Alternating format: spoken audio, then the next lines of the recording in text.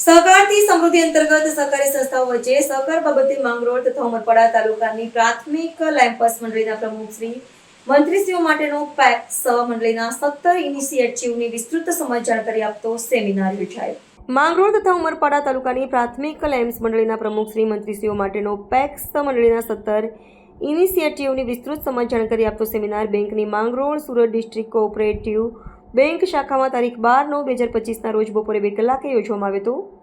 આ સેમિનારમાં જિલ્લા રજિસ્ટ્રાર સુરત શ્રી હરેશ કાછડ સાહેબ તથા મદદનીશ જિલ્લા રજિસ્ટ્રાર શ્રી એન.ડી. વારેજિયા સાહેબ દ્વારા હાજર રહી સુંદર માર્ગદર્શન અને માહિતી આપવામાં આવી તથા બેંકના ડિરેક્ટર શ્રી દિલીપસિંહજી રાઠોડ સાહેબે પણ બેંક મારફતે આપવામાં આવતું કે સીસી ધિરાણ અને આપવામાં આવતી અન્ય સગવડો બાબતે માહિતી આપી તથા પેક્સ ડેવ સેલ વિભાગના રાજેન્દ્રસિંહ રણા તથા માંગરોળ શાખાના મેનેજર શ્રી યોગેન્દ્રસિંહ તથા શાખાના લોન ઓફિસર શ્રી શકીલભાઈ તથા એગ્રી ઓફિસર શ્રી કેયુર પાનેરિયા તથા અન્ય તમામ સ્ટાફના સહયોગથી સુંદર સેમિનાર યોજવામાં આવ્યો।